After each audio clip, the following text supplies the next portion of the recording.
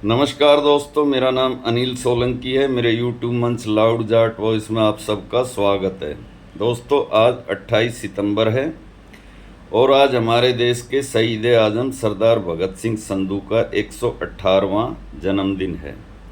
तो आज के वीडियो में आपको सरदार भगत सिंह संधू से जुड़ी हुई कुछ बातें बताऊंगा जो आपको किसी किताब, किसी यूट्यूब के प्लेटफॉर्म पे नहीं मिलेगी। सच्ची बातें बताऊंगा। कहते हैं little knowledge is dangerous thing, अधूरा ज्ञान खतरनाक होता है।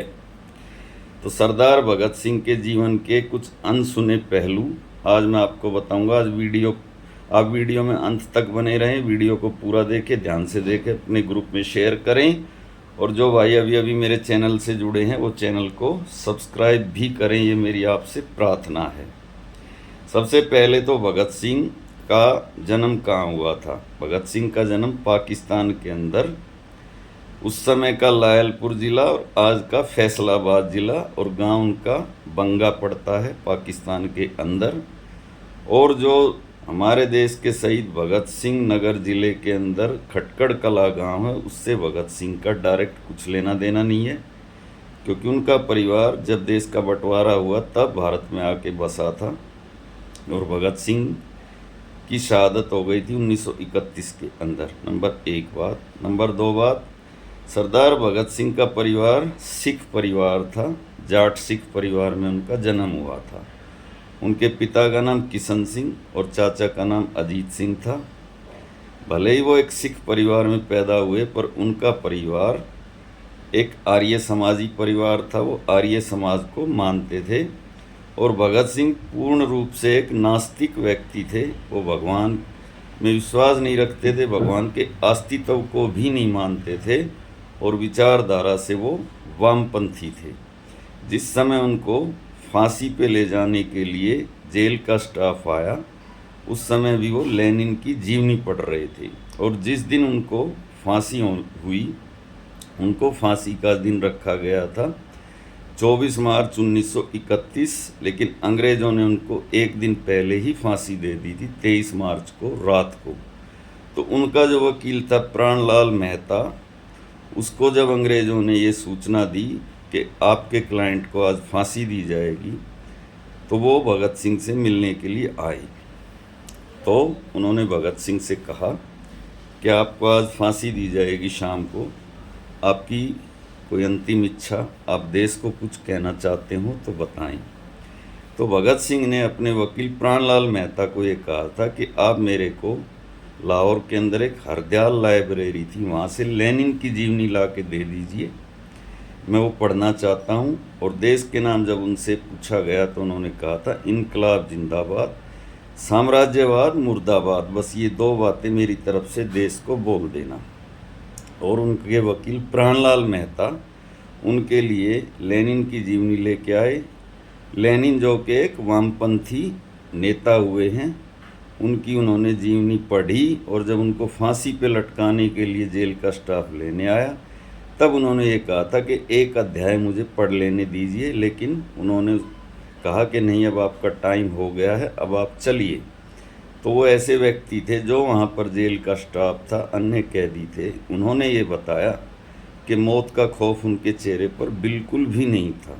अच्छे से अच्छा मजबूत आदमी भी मौत सामने देखकर हिल जाता है, लेकिन वो मुस्कुराते हुए फांसी के फंदे तक गए थे। उन्होंने काला नकाब भी नहीं पहना था और जब वो फांसी के फंदे पर गए तो उनके होठों पर ये गीत था, सरफरोशी की तमन्ना अब हमारे दिल में है, देखना है जोर कितना बाजुए कातिल में है, वक्त आने पर बता देंगे तुझे ए आसमां, हम अभी से क्या बताएं क्या हमारे दिल में है। तो ये तो हुई उनकी मौत की बात। अब मैं आपको ये बताऊंगा कि अंग्रेज़ों का ये नियम था कि कहीं भी जहाँ पर भी उनकी सरकार थी, उनका साम्राज्य था, वो सुबह के टाइम पर फांसी देते थे मुलजिमों को। भगत सिंह को उन्होंने रात को फांसी क्यों दी, एक दिन पहले फांसी क्यों दी? क्योंकि अंग्रेज़ों को जो लोकल इंटेलिजेंस थी उससे खबर लग गई थी। भगत सिंह उस समय इतने लोकप्रिय हो गए थे कि अगर जनता को ये बात पता चली कि भगत सिंह को फांसी दी है तो पूरे देश के अंदर गदर मच जाएगा, क्रांति आ जाएगी लोग थानों में घुस जाएंगे, अंग्रेज़ों को मार डालेंगे। जैसे 1857 में क्रांति हुई थी, तो उन्होंने आनन फानन में एक दिन पहले रात को भगत सिंह को फांसी देकर सतलुज नदी के किनारे पर उनका अंतिम संस्कार करने की कोशिश की, लेकिन भीड़ ने हमला करके उनकी अधजली बॉडी को उठा लिया था और फिर उनकी हिंदू और सिख रीति रिवाज से उनके दो साथियों राजगुरु और सुखदेव का अंतिम संस्कार किया गया था।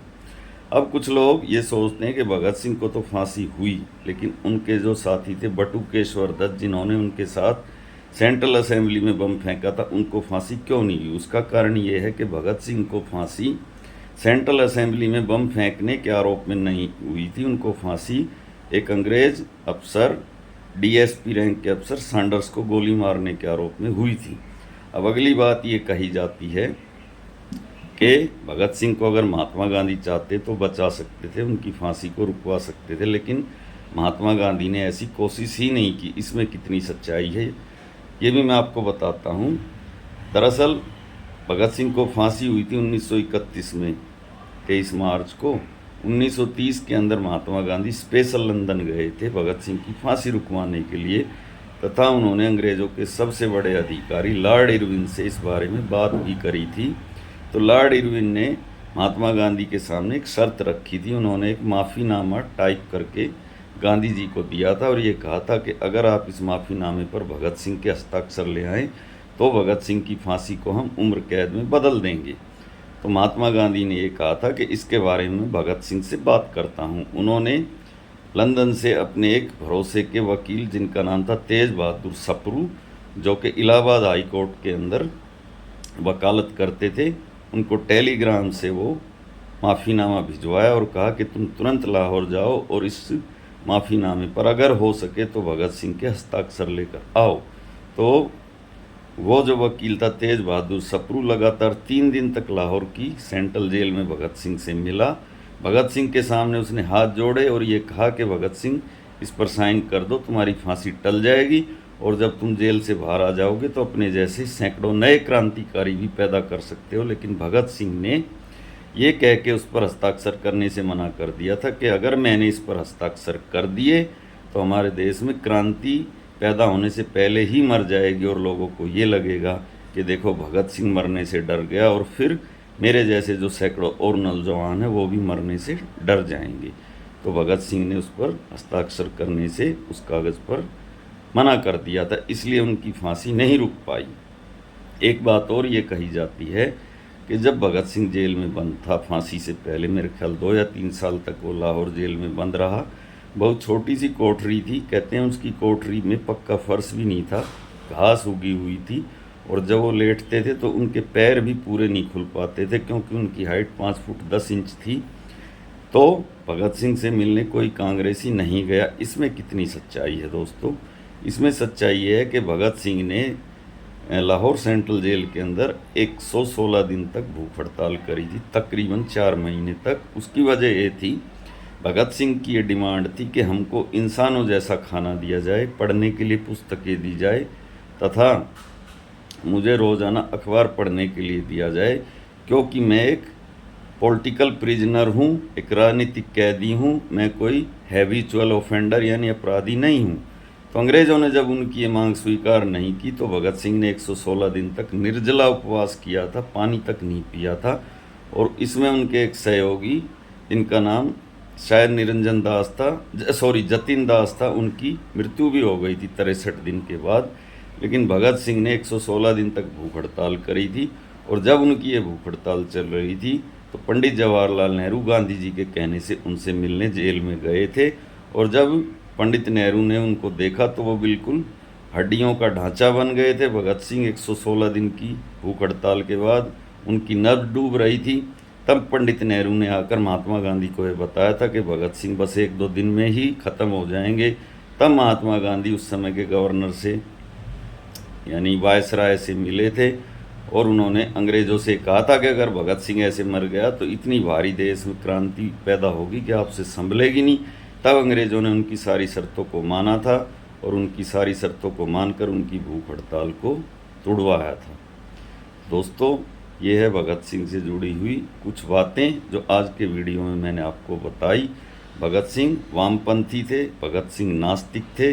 जब उनको फांसी के तख्ते पर ले जाया गया तब उनसे तो जेल का स्टाफ था, जेलर वगैरह ने, जेल सुपरिटेंडेंट ने ये कहा था कि आखिरी समय में अपने वाहेगुरु को याद करो। तब भगत सिंह ने ये कहा था कि पूरी ज़िंदगी तो मैंने भगवान को माना नहीं, अब आखिरी समय में मैं अगर भगवान को याद करूँगा तो भगवान मुझे कायर समझेगा। और ये कहते थे कि जो आदमी भगवान से कोई चीज़ मांगता है वो व्यक्ति कर्मयोगी नहीं होता, और वो व्यक्ति एक किस्म से कायर व्यक्ति होता है। तो कुछ लोग आज भगत सिंह को अपने अपने हिसाब से उसकी व्याख्या करते हैं, लेकिन जो असली बात थी वो मैंने आज के वीडियो में आपको बताई। और एक सच्चाई ये भी है कि हमारे देश में आज भी पाठ्य पुस्तकों में भगत सिंह को एक आतंकवादी बताया जाता है, आज भी उनको शहीद का दर्जा नहीं मिला हुआ है। लेकिन भगत सिंह जैसा क्रांतिकारी हजारों साल में कोई एक आध ही पैदा होता है। इसको ना कोई मृत्यु का भय होता है, ना ही मृत्यु का कोई खौफ होता है। भगत सिंह पूर्ण रूप से एक सेक्युलर व्यक्ति थे, वामपंथी विचारधारा को मानते थे, नास्तिक थे, तथा उन्होंने देश के लिए अपना सर्वश्रेष्ठ बलिदान दिया। अंग्रेज़ों के सामने झुके नहीं, माफ़ी नहीं मांगी, यही है सच्चाई। इसी के साथ मैं आपका भाई अनिल सोलंकी दोस्तों आज का वीडियो यहीं पे समाप्त करता हूँ। वीडियो कैसा लगा कमेंट करके बताना, अच्छा लगा तो अपने ग्रुप में शेयर करना, लाइक करना, कमेंट करना, और मिलते हैं अगले वीडियो में। आप सबका दिन शुभ हो। थैंक्स भाइयों।